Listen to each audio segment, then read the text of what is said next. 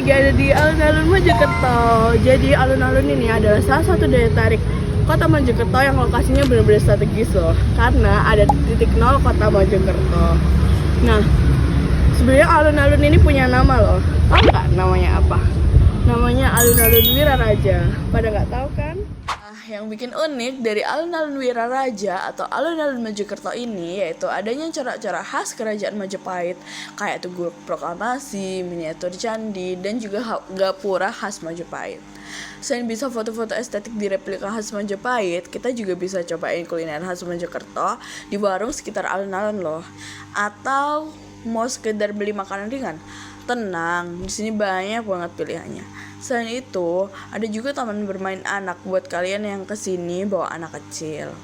Terus ada juga ruang terbuka hijau yang kalian bisa manfaatin buat olahraga kayak jogging, kayak yang aku lakuin sekarang.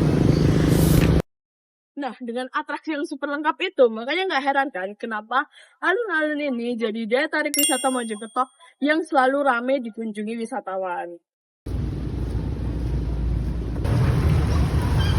By the way, kalau ngomongin soal wisata, pasti yang kebayang di kepala kalian saat gunung, pantai, museum, atau alun-alun kayak gini kan. Nah, kalian biasanya nyebutnya apa? Destinasi pariwisata. Soalnya aku sering banget denger orang-orang selalu bilang destinasi ini, destinasi itu. Terus sering banget tanya ke aku, destinasinya apa aja? Nah, kalian tahu nggak kalau sebenarnya nggak semua tempat itu bisa disebut sebagai destinasi pariwisata? Di dunia pariwisata ada dua istilah yang sering banget ketukar, yaitu destinasi pariwisata dan juga daya tarik wisata. Bedanya apa? Yuk sedang kasih tahu. Jadi di dalam destinasi pariwisata itu kita bisa nemuin berbagai daya tarik wisata, baik itu alam, buatan maupun budaya. Selain itu, ada juga fasilitas umum seperti jalan, tempat parkir, dan toilet. Lalu fasilitas pariwisata seperti hotel, restoran, dan juga tempat hiburan. Ditambah lagi dengan akses yang memudahkan wisatawan untuk datang, serta peran masyarakat lokal yang ikut terlibat dalam kegiatan pariwisata.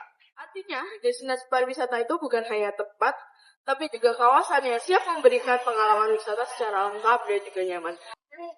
Nah, dalam destinasi pariwisata itu ada yang kita sebut sebagai daya tarik wisata. Daya tarik wisata itu adalah segala sesuatu tentang keindahan, keunikan, atau nilai yang jadi tujuan kunjungan wisatawan. Nah, jadi misalnya kalau kita datang ke Bali, kita ke sana pasti pengen lihat keindahan pantai, pura, atau pengen cobain kuliner khas Bali kan. Nah, Bali itu bisa kita sebut sebagai destinasi pariwisatanya, sedangkan pantai, pura, atau kuliner khas itu sebagai daya tarik wisatanya. Atau aku kasih contoh lagi di Mojokerto deh. Misalnya, kita datang ke Trawulan. Kita ke sana pasti pengen lihat Candi Bajang Ratu, Candi Brahu, kemudian Museum Majapahit, patung Buddha tidur. Nah, kita bisa sebut Trawulan itu sebagai destinasi pariwisatanya. Sedangkan candi, museum, atau patung itu sebagai daya tariknya. Terus contoh lain di Mojokerto, Pacet deh.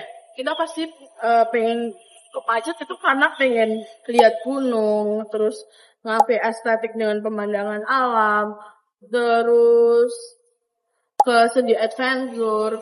Nah, Pacet itu bisa kita sebut sebagai destinasi pariwisatanya. Jadi itu wadahnya. Sedangkan hal-hal menarik di dalamnya itu bisa kita sebut sebagai daya tarik wisatanya.